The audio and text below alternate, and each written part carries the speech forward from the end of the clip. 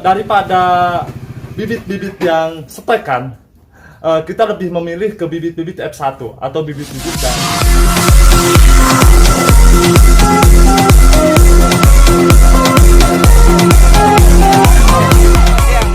para pecinta tanaman Indonesia. Kali ini Bung Cahyo sedang ada di Desa Babakan Lor, Kecamatan Cikedal, Kabupaten Pandeglang. Nah, kali ini saya tidak main-main. Kami ada di lokasi demplot penanaman bibit dari bibit porang, talas bening, bibit segala pisang, bibit rempah, bibit umbi, katak porang, umbi talas. Dan ini rumah bibit Yayasan Cahaya Insani Banten. Ini sudah ada akte pendirian dari Kemenkumham. Dan apa oleh-olehnya dari daerah Kecamatan Cikedal, Kabupaten Pandeglang. Nah, di belakang kami adalah demplot cukup luas dengan penanaman dan pembiakan bibit yang dari F1. Ikutin terus Bung Cahyo.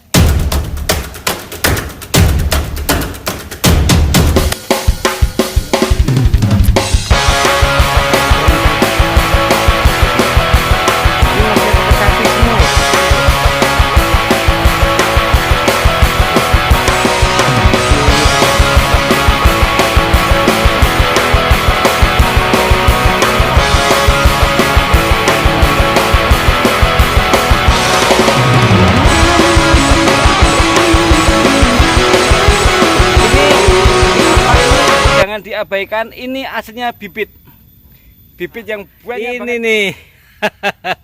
Ini bibit semua ya, bibit semua. Jadi jangan takut bibit mahal. Gile.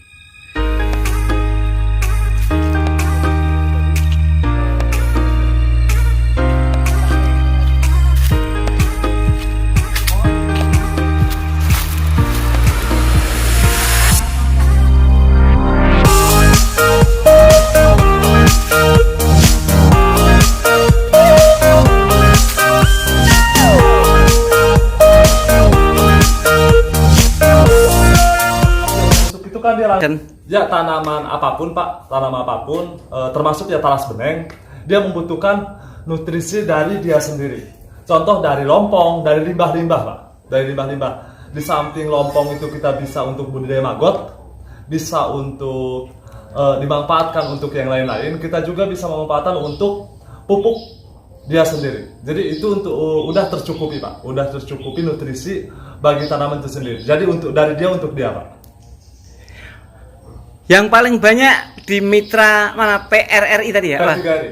P3RI itu sekarang jaringan penanamannya yang boleh dibilang ini tidak berpikir tentang bisnis dulu, tapi bagaimana menumbuhkan sehingga menjadi stok pakan. Itu di daerah mana Pak ya Pak? Di daerah Garut Pak, di daerah Kabupaten Garut. Di sana kebetulan ada pengurus kami, pengurus DPP, Kang Dian Pak, Dian Nurdiansah di Garut.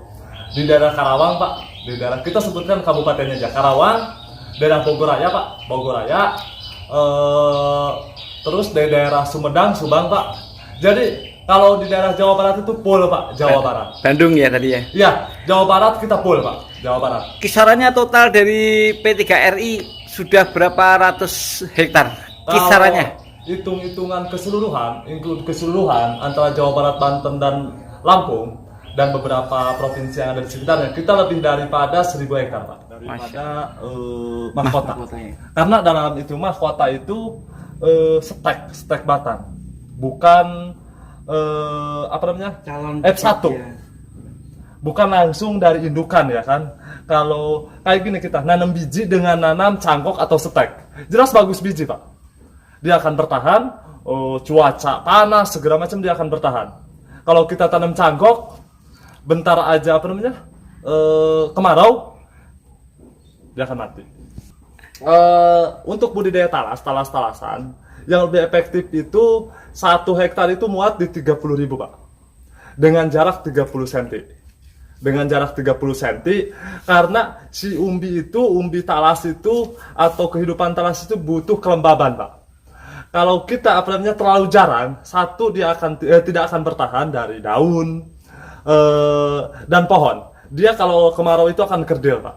Nah, kalau kita rapat, otomatis dia akan ternaungi oleh daun dia sendiri Pak. Sekedar informasi kepada petani, kalau mau menanam talas benang, Contoh nanam talas benang ingin 10.000 pohon.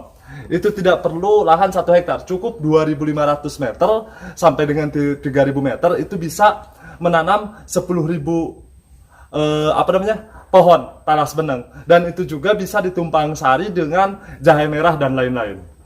Daun talas benang atau daun talas bening dan atau daun talas pohon talas raksasa ya, kuning raksasa. Ini limbah dari lompong ya kalau biasa disebut. Ini kita potong-potong, kita taruh di sekitar pohonnya, Pak. Sekitar pohon, sesudah ini, sudah seperti ini, kita potong segini, Pak.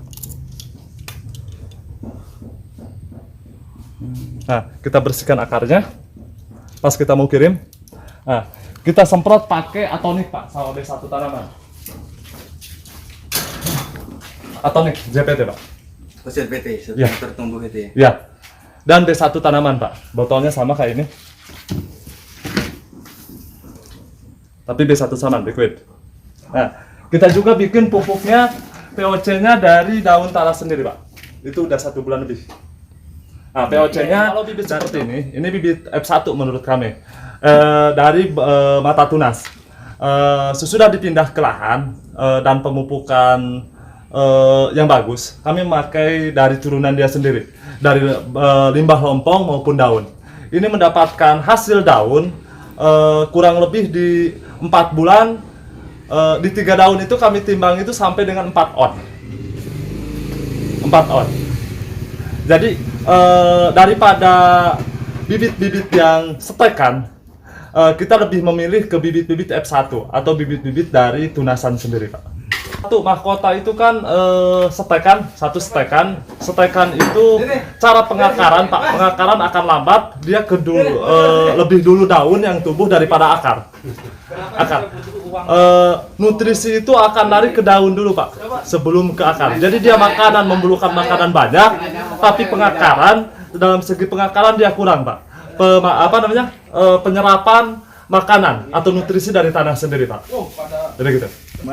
Kita ada melihat beberapa pembibitan di tempat Mas Lutfi ini, selain yang dibentukkan gulutan-gulutan, tadi ada yang dibentuk pakai paranet. Nah, ini di lingkungan Mas Lutfi yang tadi kita jalan tadi itu banyak banget jutaan, dan itu ternyata ditumbuhkan dengan sangat mudah. Kemana nih arahnya, Mas, bibit-bibit ini? Arahnya satu buat kerjasama dengan dia. Jadi kami pun pengembangan itu nanas madu. Udah berbuah madu dari Pekalongan? Bukan, ya, dari Subang. Subang, saya beli dari Subang. Ada 3 lokasi lagi, Pak. Ini status bibit ya? Bibit. Kita pembesaran bibit dulu, Pak. Tapi kita nggak dipotong, kita langsung dicabut, Pak, kalau buat ditanam. Oke. Aduh, aku masih seneng alamnya, asli pokoknya.